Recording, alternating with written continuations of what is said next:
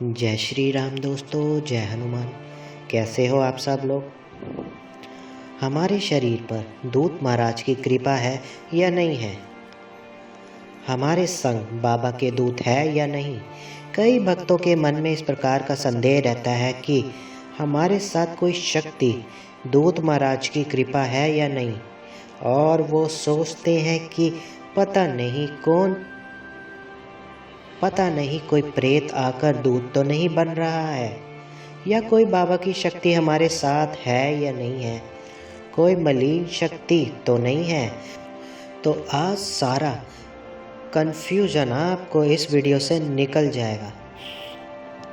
और अगर वीडियो मेरी आपको अच्छी लगे तो लाइक करना, चैनल को सब्सक्राइब करना।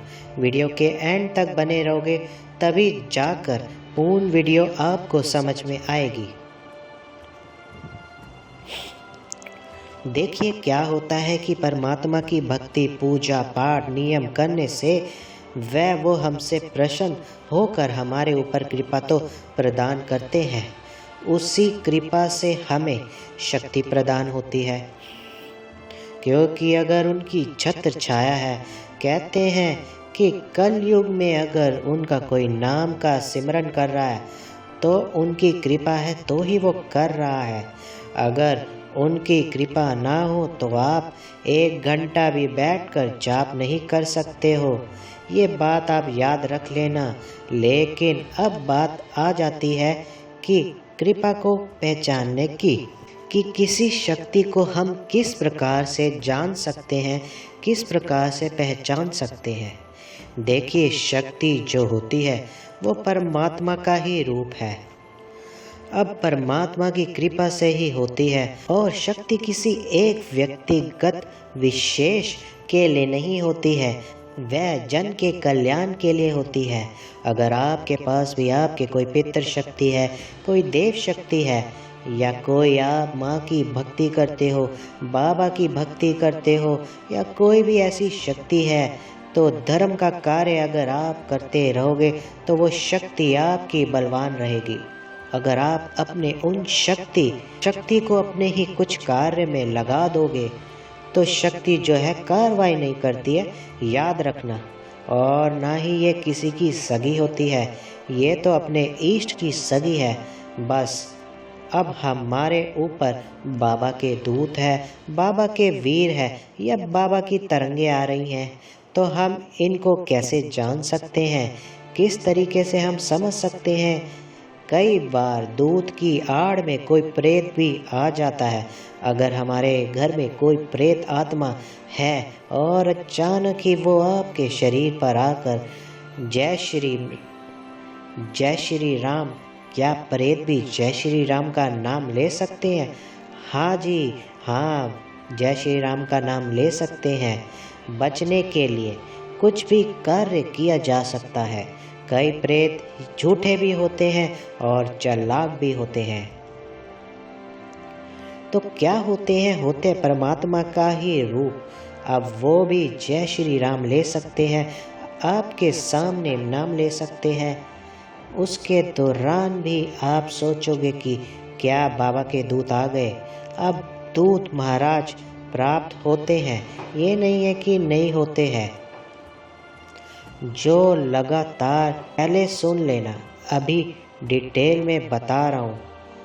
जिसको शक्ति प्राप्त होती है, जो लगातार हनुमान जी की नित्य नियम बना करके पूजा कर रहा है, 1 वर्ष हो गया, 6 महीने हो गए, 3 महीने हो गए, अब उसका मन नहीं टूट रहा, भगवान के प्रति उसका लगाव जो है और भी बढ़ता चला जा रहा है, धीरे धीरे बढ़ता चला जा रहा है।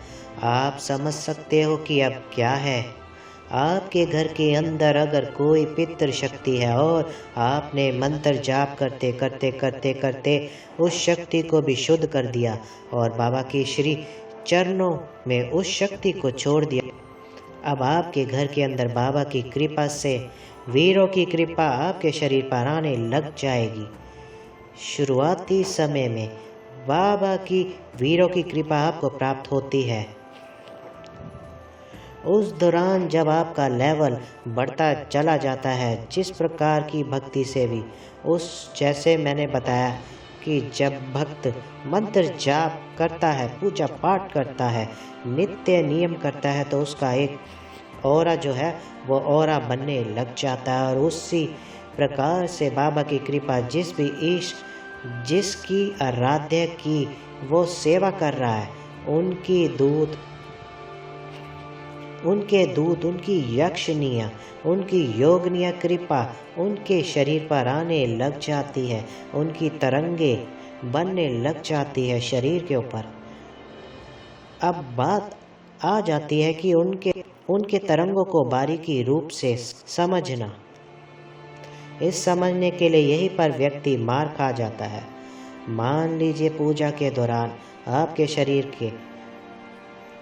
शरीर का आगे पीछे हिलना, जब आप कॉन्टिन्यूस घर के अंदर रामायण का पाठ करते हो और रामायण का पाठ करते करते आपके शरीर के जो राम राम की आवाज़ें निकलने लग जाए, जय जय श्री राम, जय श्री राम, जय राम, जय जय श्री राम, ठीक है।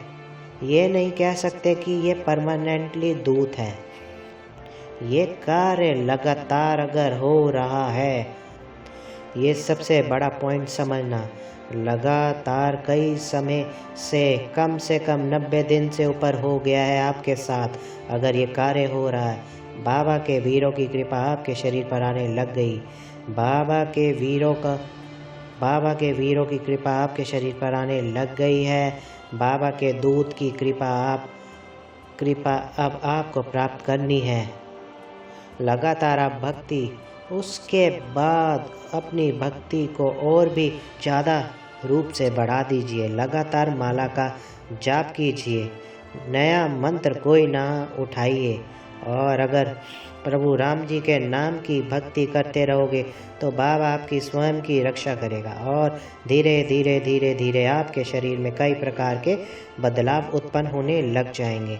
आपकी भूख भी बढ़ सकती है, आपका मन करता है हनुमान जी को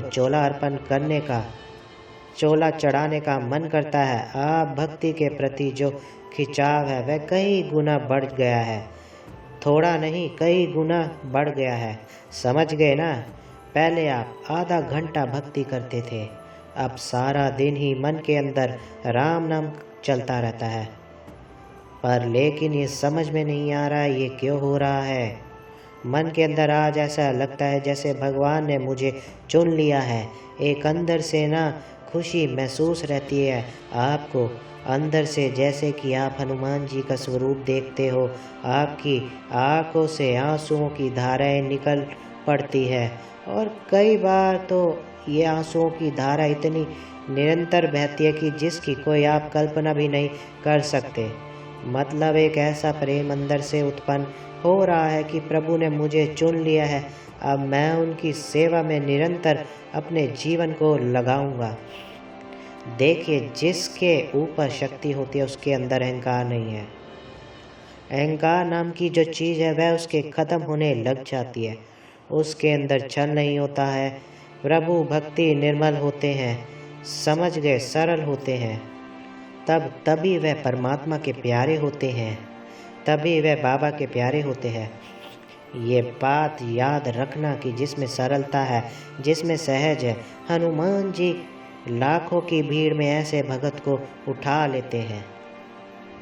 यही मेरा जो है ये असली मेरा भगत है जो प्रभु राम के नाम का प्रचार करेगा। देखिए, अब ऐसा अनगिनत बहुत सारे भगत हैं बाबा के, और बहुत सारे वीर हैं, बहुत सारे दूत हैं जो निरंतर कार्य कर रहे हैं। और किसी भी मंदिर में जाकर अगर आप निरंतर प्रभु श्री राम की माला का जाप करते हो, मान लीजिए आपके पड़ोस में कोई मंदिर है, वहाँ पर हनुमान जी की निरंतर पूजा होती है, कॉन्टिन्यूस पूजा होती है। अब आप भी वहाँ जाकर आप पूजा कर रहे हो, माला जाप कर रहे हो, रोज़ाना आप करते हो, बाबा की वीरों की कृपा वहाँ से भी आपको प्राप्त हो जाएगी। बाबा के दूत की कृपा आपको वहाँ से भी प्राप्त हो सकती है। मेहंदीपुर बालाजी में जाने से भी आपको बाबा के बाल स्वरूप के दूत महाराज की कृपा भी प्राप्त हो सकती है। वीरों की कृपा भी प्राप्त हो सकती है।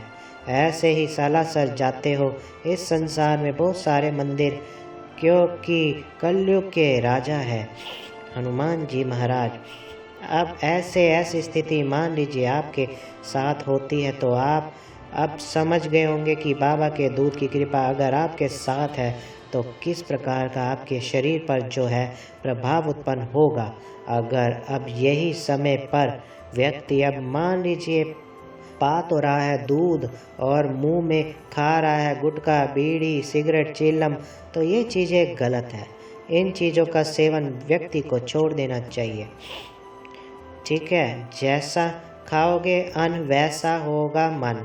अगर आप जिस प्रकार का आपका खान पान होगा, मान लीजिए अगर आप सोचोगे कि मेरे पास बाबा के दूत आ गए, मैं तो भाई गलत चीज़ों का भी सेवन कर लूँ और बाबा की शक्ति अगर रुष्ट हो जाती है ना, तो आप दंडित भी हो सकते हो। ये कार्य आपको कभी भी नहीं करना चाहिए, त्याग कर देना चाहिए। अगर गलत संगत का त्याग कर देना चाहिए। गलत संगत में आपको बैठना ही नहीं चाहिए, जहाँ पर गंदे लुच्चे वातावरण का माहौल बनता हो, ऐसे माहौल को आपको त्याग देना चाहिए। आपको प्रभु की भक्ति, क्योंकि आपको चुना गया है, परमात्मा ने स्वयं आपको चुना है और ये लाखों की भीड़ से उठाया गया हो, तो इसलिए आप विशेष हो और प्रभु के नाम का सिमरन कर रहे हो और आपके अंदर जो उपज उत्पन्न हो रही है वह भी अलग है, क्योंकि हर व्यक्ति में ऐसी किरणें उत्पन्न नहीं होती है।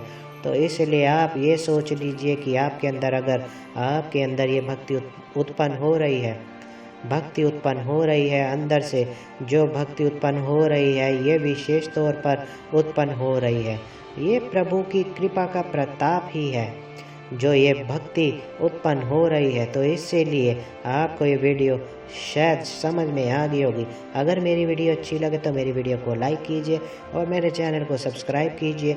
जय श्री राम दोस्तों, जय हनुमान।